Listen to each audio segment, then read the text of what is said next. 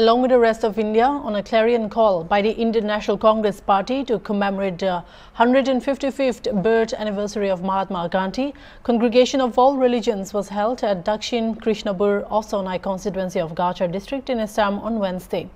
Spearheaded by former MLA Sonai and former Deputy Speaker Aminul Haq Laskar, hundreds of Congress workers and leaders of various religions assembled and took part in this multi-religious prayer and discussion on life and preachings of Mahatma Gandhi. Religious leaders in their deliberation urged all to follow the principles of non-violence that was the mantra of Mahatma Gandhi to free India from the Britishers. Aminul Haq Laskar, speaking to the waiting media, said Gandhi's principle of ahimsa is the need of the hour. The present India is running on religious hatred which needs to be stopped. The business of hatred should be stopped once and for all, and love and affection should be the order of the day among all sects and religions, said Aminul Haq Laskar. আজি জাতির জনক মহাত্মা গান্ধীর 150তম জন্মদিবস আমি প্রত্যেক বছরও গান্ধী জয়ন্তী হিসাবে পালন কৰোঁ।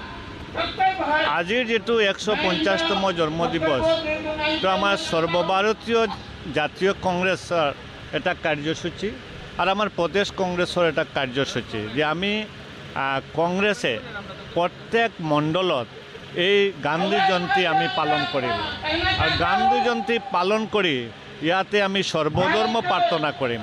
প্ৰত্যেক ধৰ্মগুৰুক মাতি আনি ইয়াতে সৰ্বধৰ্ম প্ৰাৰ্থনাৰ আমি আয়োজন কৰিছোঁ।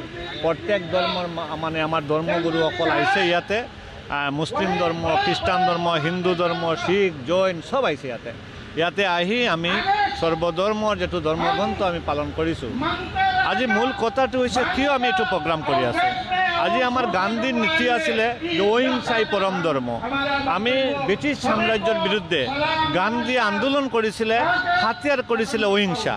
এই অহিংসা আর সর্বধর্মের মানুহক সমমর্যাদা এই নীতি নিয়ে আজি আমি গান্ধীজির যেটো নীতি এই নীতি আমি কংগ্রেসের মাধ্যমে মণ্ডল কংগ্রেসের ব্যবস্থাপনায় প্রত্যেক মানুহৰ কাছে নতুন প্ৰজন্মৰ কাছে আমি গান্ধীর নীতি গান্ধীর বাণী পৌঁছাই দিয়ার কারণে আজির এই কার্যসূচী।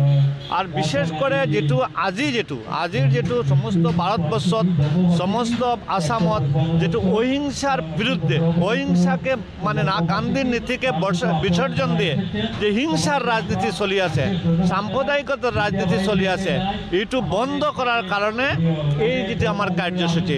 আমি চাইছো আমার মাননীয় রাহুল গান্ধীর একটা কথা আছে যে আমি